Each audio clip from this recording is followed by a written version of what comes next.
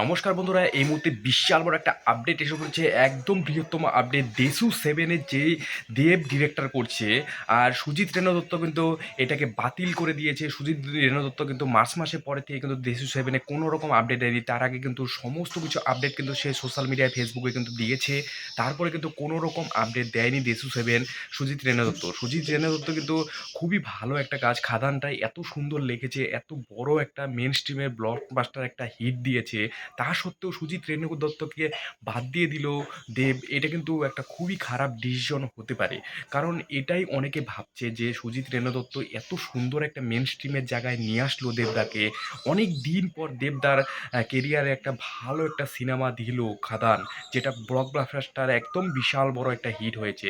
কিন্তু তা সত্ত্বেও সুজিত রেণু দত্তকে কিন্তু একদম একদম কি বলবো, একদম পগের পার করে দিল, একদম একদম বার করে দিল এই দেশু সেভেনের মধ্যে, যেটার মধ্যে এত বড় একটা প্রজেক্ট দেশু সেভেন, সেটার মধ্যে থেকে সুজিত রেণু দত্তকে বার করে দিল। সেটাই অনেকের মনে দেখা যাচ্ছে। কিন্তু এটার মধ্যে কিন্তু একটা বিশাল বড় একটা গেম আছে। সেটা হলো, যেহেতু দেবদা এর আগে কোনো রকমভাবে কিন্তু অনেক কোনো ছবি কিন্তু ও ভালোভাবে কিন্তু একবারে প্রডিউস করেনি, পরিচালক কিন্তু হয়নি। কিন্তু দেবদা কিন্তু পরিচালক হিসাবে মানে একদম ভালোই। কারণ এর আগে যেটা আছে প্রধান সিনেমায় কিন্তু সম্পূর্ণটা কিন্তু দেবদাই প্রায় ডিজাইন পরিচালনা করেছে। সেটা কিন্তু মেন স্ট্রিমে কিন্তু ভালো একটা চলেছে। সেটা কিন্তু মিঠুন দা কিন্তু আরও ভালো ভালো করে কিন্তু দুইজনের যে সিনটা রয়েছে, এটার মধ্যে কিন্তু অনেকটাই কিন্তু দেশু সেভেনের মতো একদম ওরকম সিনও আছে, সেগুলোর মধ্যে কিন্তু দেবদা কিন্তু ভালো কাজ করেছে। তাছাড়াও কিন্তু এর আগেও অনেক অনেক নায়ক, অজয় দেবগনও কিন্তু অনেক সিনেমা পরিচালনা করেছে, সেগুলো সিনেমা কিন্তু হিট হয়েছে।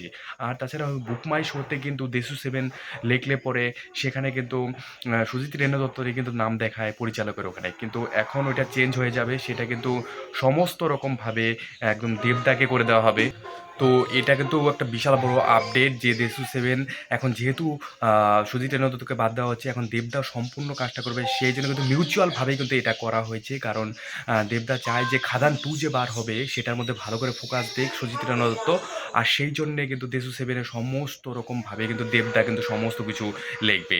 তো এই ব্যাপারে আপনার কি মতামত অবশ্যই কমেন্ট সেকশনে লিখতে ভুলবেন না। ভিডিওটা ভালো লাগলে লাইক কমেন্ট শেয়ার করবে। এরকম টাইপের অফিসিয়াল আপডেট সবার আগে পাওয়ার জন্য অবশ্যই চ্যানেলটাকে সাবস্ক্রাইব করে ভিডিওটা শেয়ার করতে ভুলবে না, যাতে সবাই এই আপডেটটা জানতে পারে।